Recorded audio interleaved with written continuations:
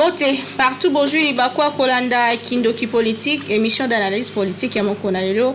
En tout cas, tous en essayant que vous avez qu'on a biso partout dans le monde, bisika bonjour Libaku, na Kinshasa, na Kati, Mboka na biso à l'intérieur du pays, topé à l'extérieur du pays. En tout cas, toza et longo na bino. En tout cas, pour nous servir bino toujours.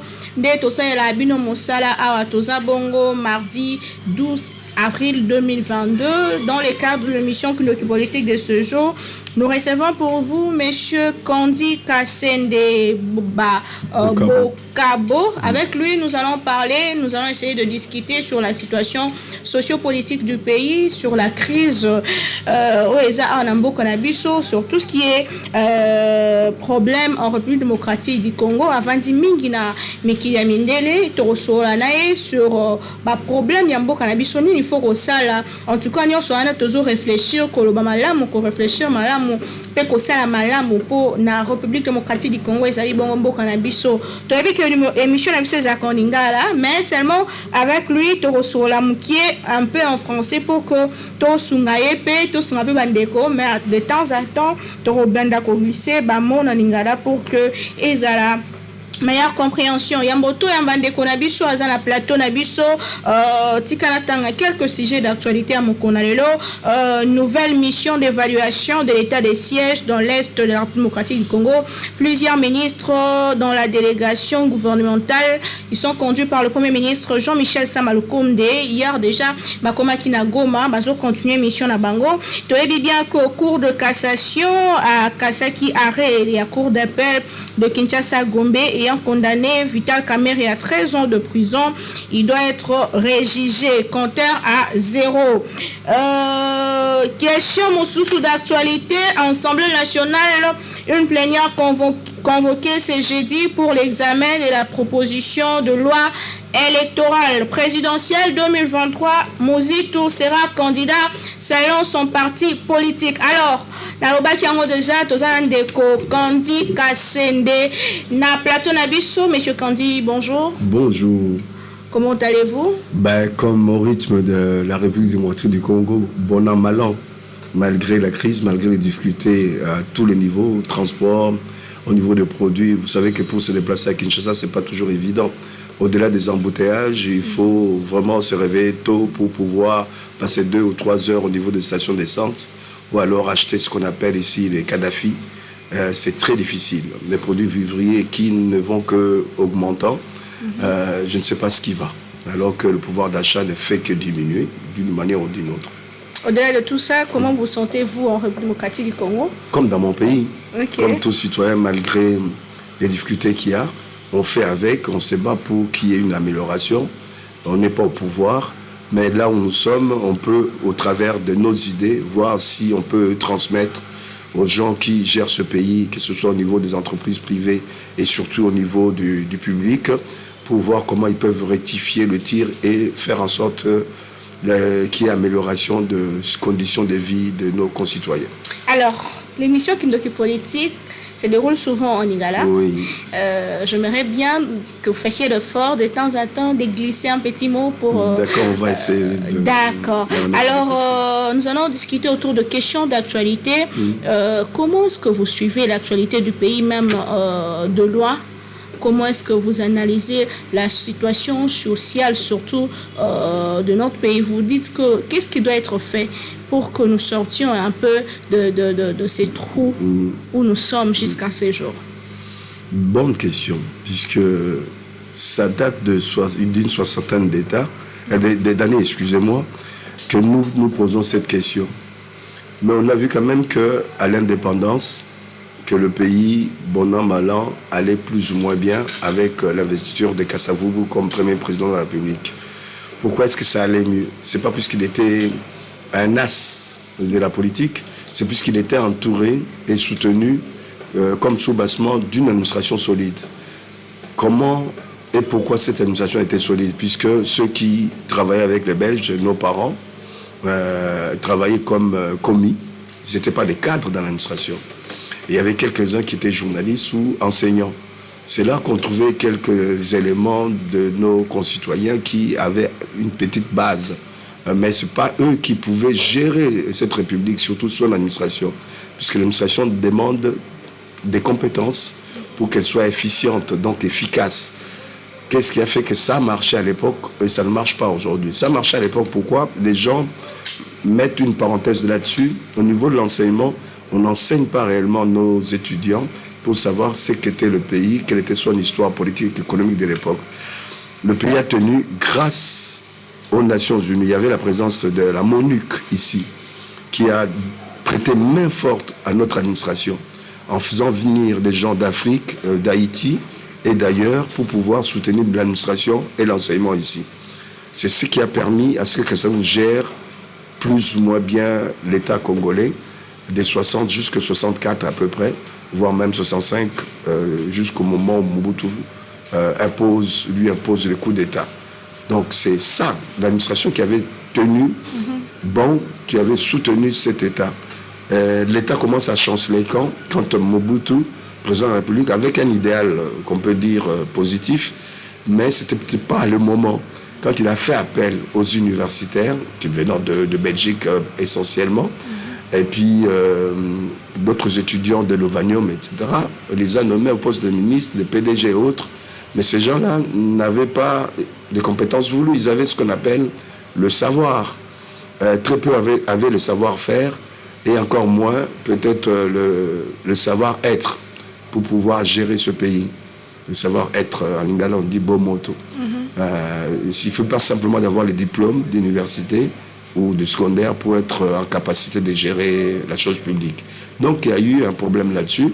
Jusqu'à ces jours, on a vu qu'on a navigué dans le même sillon où on prenait toujours les universitaires et on choisissait même pas toujours les gens qui avaient des capacités. Ils avaient des savoirs. Comment voulez-vous prendre un professeur d'université, même s'il est bon comme professeur d'université, lui donner la gestion d'une entreprise, alors qu'il n'a jamais appris le b.a.-ba de la gestion humaine, surtout au niveau de l'entreprise, la gestion du personnel, des ressources humaines, comme on le dit aujourd'hui. Il n'avait pas les tenants et les aboutissants, il ne comprenait pas les tenants et les aboutissants d'une gestion économique et financière d'une entreprise. Vous les catapultez PDG ou directeur général. Il est dans le noir, il est dans le flou. Il ne maîtrise pas. Il ne maîtrise pas. Le temps qu'il maîtrise, l'entreprise va dans l'abîme. Pendant ce temps, il y a des détournements ici ou là, sans compter si lui-même n'a pas les bons motos. Donc, le savoir-être, il peut s'imbriquer dans cette façon d'agir, oublier qu'il est là pour le service public, pour le service aux citoyens. Il va s'occuper de lui, de sa famille et de ses proches. D'où la déconfiture dans notre pays aujourd'hui. Donc, il faut revenir à l'essentiel. L'essentiel, c'est quoi? Reconstruire l'administration. Et l'administration, c'est le soubassement, c'est la base, c'est la fondation d'un État. Quand une administration chancelle, quand une administration n'est pas efficiente, donc efficace, on ne peut rien faire, quel que soit l'idéal qu'on peut avoir. Mais si je vous ai bien suivi, vous avez dit qu'au départ, c'est l'ONU qui accompagnait l'administration. Oui. Et s'il faut bien faire les choses, il faut toujours associer ceux de l'extérieur et pourquoi pas nous? Mais puisqu'on les associe pour autre chose, du point de vue de la santé, pour endiguer la choléra, d'autres maladies, Covid et autres, on associe qui? L'extérieur. Pourquoi? Puisque financièrement, on n'est pas là. Pourquoi pour la santé, on accepte d'avoir des aides de l'extérieur pour pouvoir remettre les choses en ordre au niveau de notre administration? On n'aurait pas besoin de concours de l'extérieur. Les gens qu'on a pris jusqu'à présent ont montré leur incompétence, ou alors il n'y avait pas une volonté politique. Peut-être qu'on peut essayer déjà par le fait d'avoir une volonté politique et de recréer l'administration, refonder l'administration qui n'existait pas. Si je vous dis aujourd'hui l'État congolais n'existait pas, vous allez crier comment est-ce que l'État n'existait pas. Sur le plan de droit, oui. Il y a un territoire, il y a un gouvernement, il y a une population, il y a une reconnaissance internationale. Là, sur le plan de droit international, on peut dire que l'État existe. Mais quand on gratte sur le plan politique, l'État n'existe pas, il n'est pas réel. Notre État est un État factice. Comment ça, il n'est pas réel? Il est factice. Un État normal, c'est lui qui sait remettre de l'ordre quand il y a des désordres dans le pays. Il y a le nombre de Koulouna dans plusieurs communes ici à Kinshasa. L'État est dans l'incapacité de juguler, d'éliminer ces Koulouna. ou de les mettre en difficulté pour pas qu'ils gênent les citoyens. Quand tu regardes ceux qui devraient mettre l'ordre public, qui sont là pour l'ordre public, qui deviennent des agents du désordre, notamment la police, que ce soit au niveau des routes, que ce soit au niveau des quartiers, la nuit surtout. On les confond des fois, pour certains d'entre eux, au Koulouna. Ça pose un problème. Où se trouve l'administration? Ça pose un problème. L'administration, on ne le retrouve pas. Ce qui est encore plus difficile et plus dur à dire, eh bien, c'est la vérité. Comment est-ce qu'il y a des pans entiers de nos territoires, de notre pays, qui soient occupés beaucoup plus par les rebelles que par l'administration? Quand on se réfère à l'histoire de l'administration de l'État, de la gestion de l'État, on verra qu'à l'époque belge, l'administration était dans des coins, dans tous les coins et recoins de la République, même dans les secteurs chefferies et les territoires.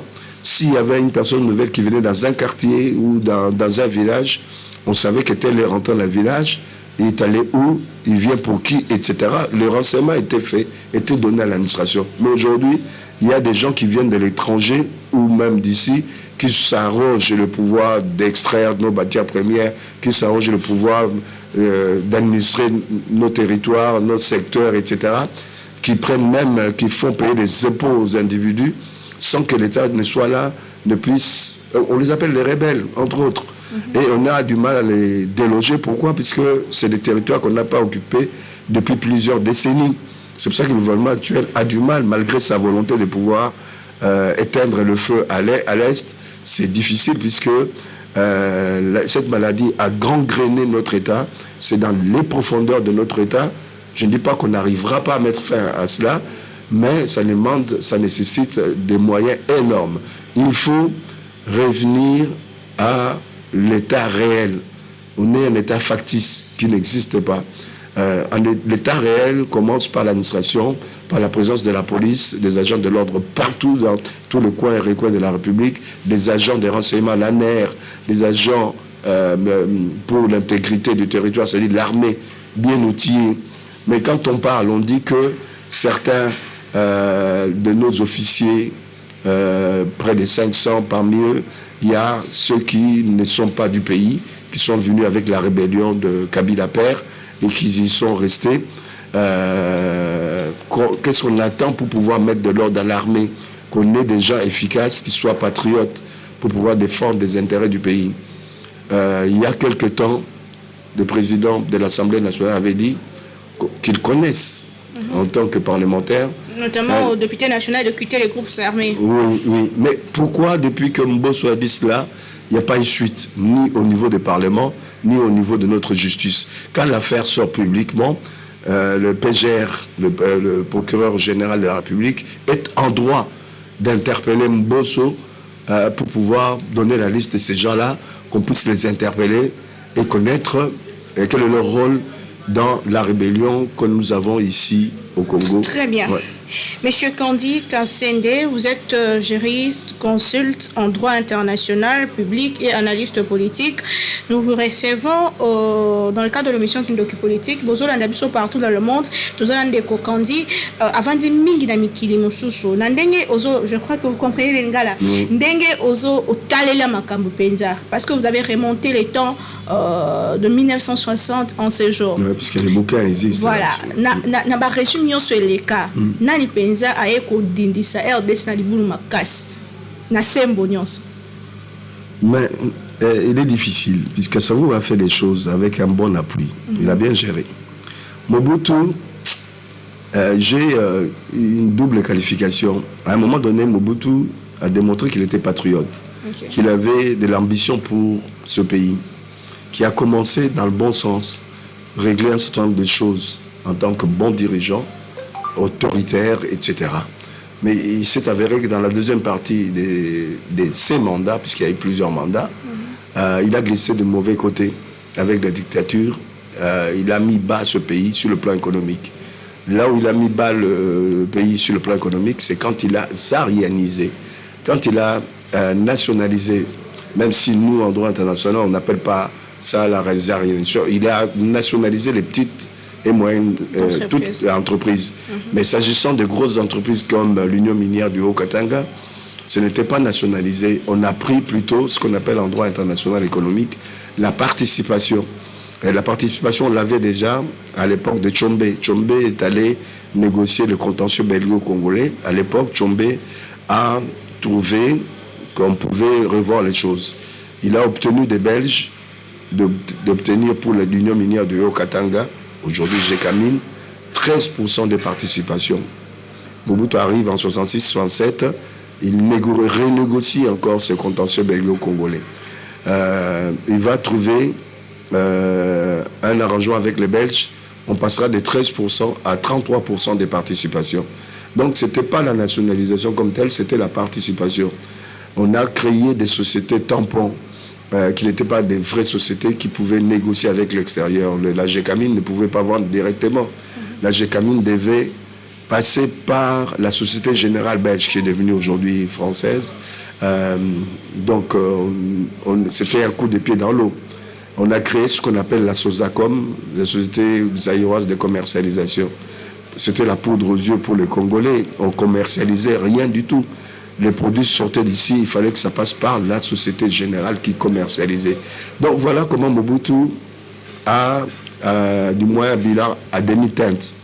Un côté positif, notamment au niveau du fait d'avoir maintenu l'union, l'unité nationale.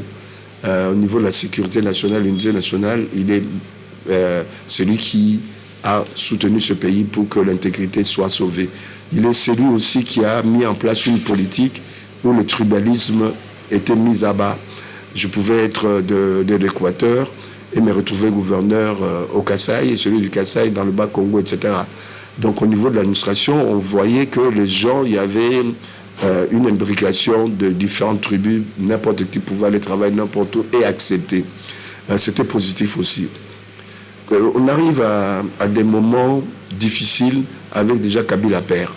Comment? Puisque Kabila père, il était nouveau en politique, il avait une volonté certes de faire que ce pays puisse émerger, sortir du néant, mais il s'y est mal pris, il n'avait pas de compétences autour de lui. Il avait des militants, militantisme ne veut pas dire compétences, mais ces militants-là l'ont déçu, ce qui a fait qu'il a fait appel à certains mobutistes comme Sakombi, comme le père de Bemba, comme ministre de l'économie, etc.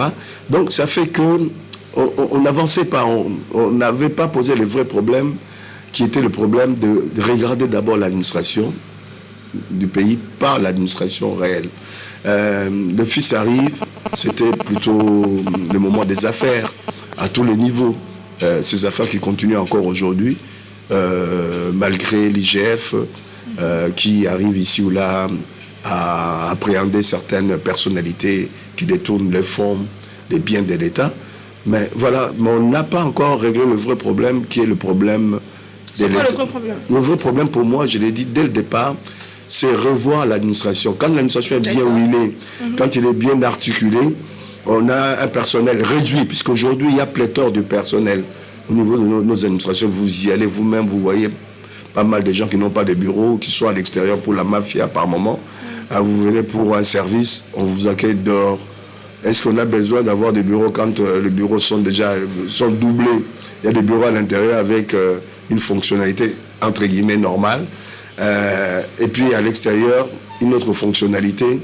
Des gens qui sont là pour vous demander 2 000, 5 000, 10 000, $1, $10, $20, $50 pour avoir des résultats sur tel ou tel dossier, etc. L'administration n'existe pas. Il faut réduire le nombre des administrés, réduire réellement même le nombre de ministères. Comment voulez-vous qu'on ait 3 ou 4 ministères d'éducation nationale alors que l'éducation nationale est une et indivisible? L'éducation nationale doit être l'éducation nationale de l'enseignement maternel jusqu'à l'université, y compris la jeunesse et sport, pour mieux former l'individu, pour mieux former nos enfants, nos petits-enfants. Il faut le former intellectuellement, mais il faut aussi le former physiquement, sportivement. Nous avons des talents. Regardez les États-Unis. Vous avez l'exemple de Mutombo Dikembe qui a fait sa carrière dans les sports. Ça ne l'a pas empêché. Il a associé les sports et l'étude. Il est diplômé de Sciences Po aux États-Unis. À l'époque, vous voyez que dans les écoles, il y avait des cours de sport, des gymnastiques. Il y a des écoles qui étaient outillés, qui avaient des installations sportives pour que les enfants fassent de l'athlétisme, pour qu'ils fassent de la gymnastique, qu'ils fassent beaucoup de choses. Ils étaient équilibrés. Mais aujourd'hui, on leur donne de la matière, ils emmagasinent, mais sans comprendre les choses. Ils ne sont même pas équilibrés. Et dans les quartiers où ils pouvaient, au-delà de l'école, faire du sport, la plupart des terrains de foot ou de sport en général sont des terrains maintenant de construction, de sepultanda. Donc, il faut revenir à l'essentiel. L'éducation nationale, jeunesse et sport ensemble. L'économie doit insérer, l'agriculture doit insérer, l'industrie doit insérer les petites et moyennes entreprises. Ce sont des secteurs qui ne doivent pas avoir un ministère, mais ça doit être des directions générales pour réduire le nombre de personnel à l'efficacité. Mais les finances, on peut mettre avec le budget. Ça fera gagner le temps au ministre des Finances et des Budgets pour traiter le dossier rapidement, au lieu ça traîne ici ou là, etc.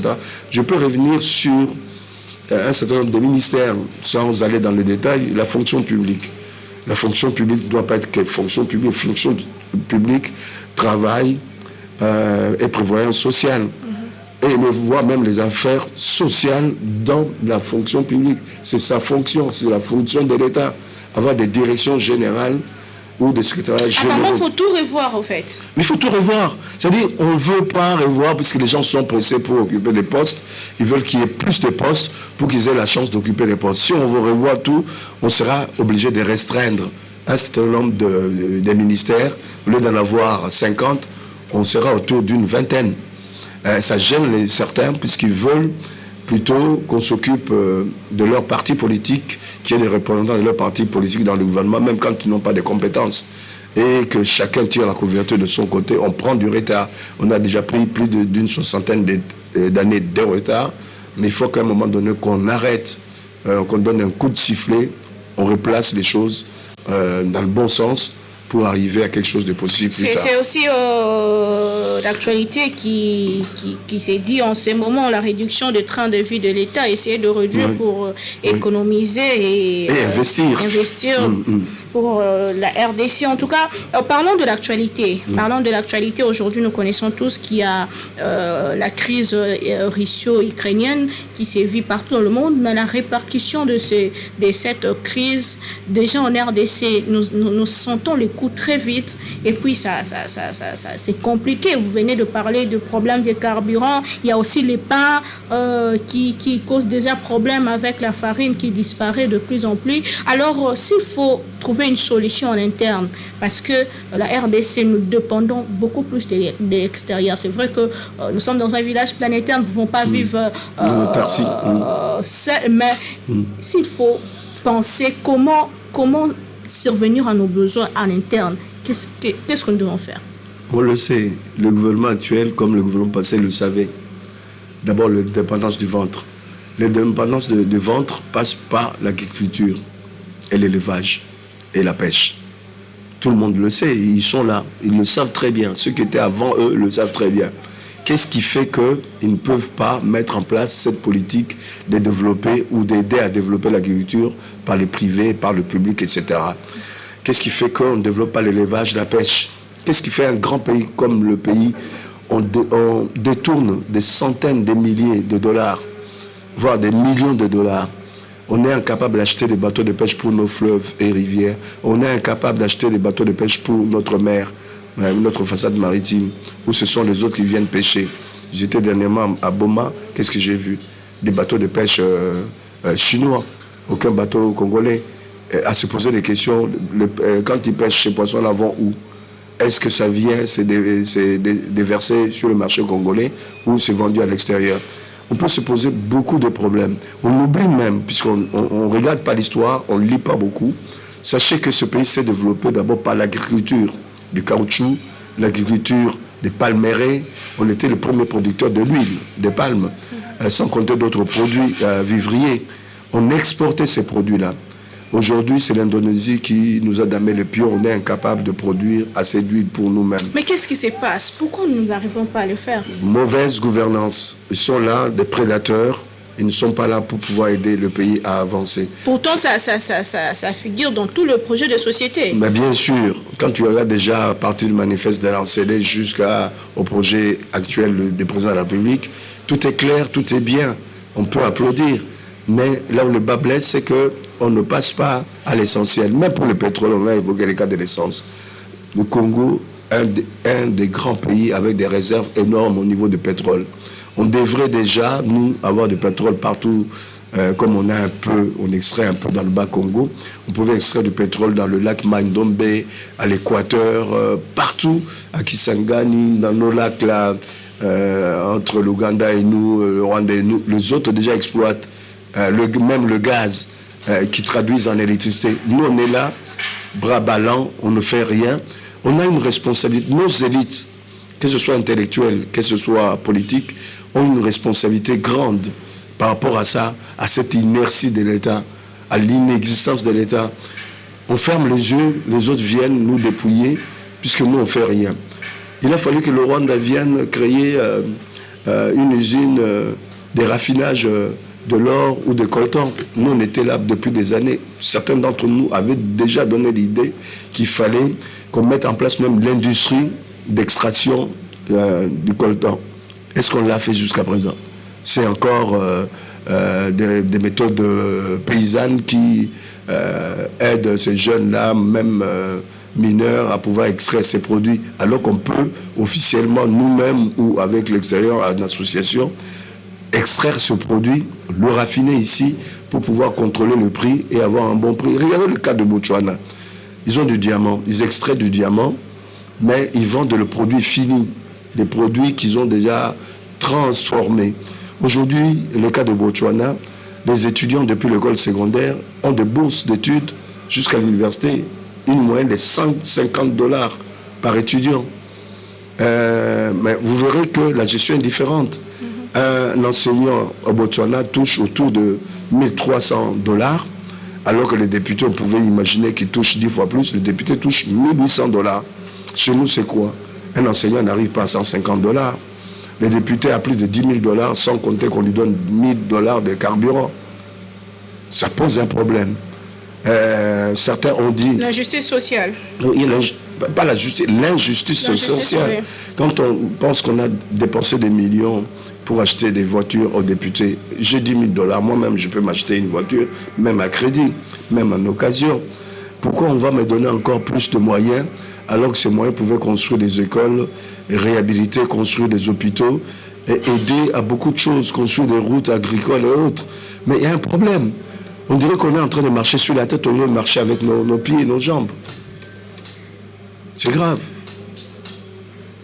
La réponse à toutes ces choses, est-ce les élections? Non. Les élections, pourquoi pas? On a choisi la voie démocratique, il faut passer par les élections.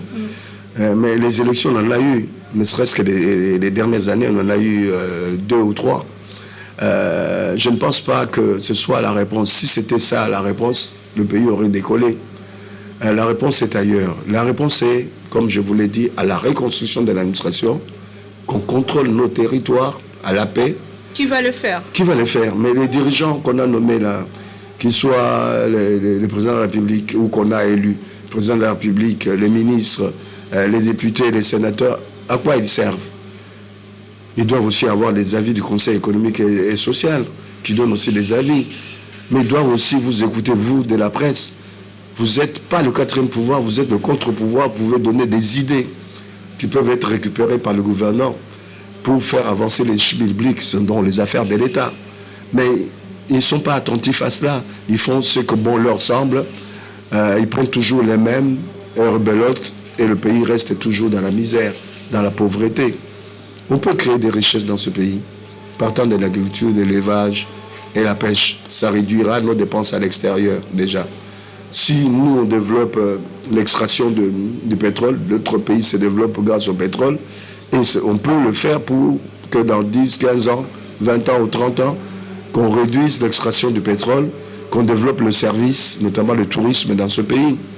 Quand on a une agriculture qui est développée, quand on peut exporter au niveau des différents marchés où on est dans des organisations africaines sous-régionales ou régionales, on peut déjà gagner et développer le service, notamment le service de tourisme, la culture. Certains pays comme les États-Unis, la Grande-Bretagne, même la France, gagnent beaucoup de sous dans la culture. Des cas de la France, ils dépensent 13% de leur budget dans la culture en général. C'est vrai qu'ils ont les cinémas, tout ça, ils vendent beaucoup. Mais nous, la culture, que ce soit musicale, que ce soit la sculpture, la peinture et autres, c'est assez demandé à l'extérieur. Quand tu vois même Chéri Samba, un des peintres congolais, vendre des tableaux naïfs à $1 million, c'est qu'il y a un marché pour nous. Puisque au niveau de la sculpture, par exemple, j'ai entendu dire plusieurs fois, notamment en France, que la sculpture congolaise est la meilleure des sculptures africaines. C'est bien fini, bien fignolé, etc. On ne développe pas cela. Regarde ce que gagne notre ami Gandhi Gims. L'argent qu'il gagne, aucun musicien ici ne gagne. Il gagne au travers le monde. Qui profite des gains de Gims et de son frère? C'est beaucoup plus la France qui est organisée au niveau de la distribution, au niveau de ceci. Nous ne sommes pas organisés. Fali gagne de l'argent, mais ce sont producteurs qui gagnent plus. Son producteur n'est pas congolais. Tout l'argent est viré à l'extérieur. Mais il y a un problème. On néglige des pans entiers qui peuvent nous rapporter l'agriculture, pêche et élevage, la culture.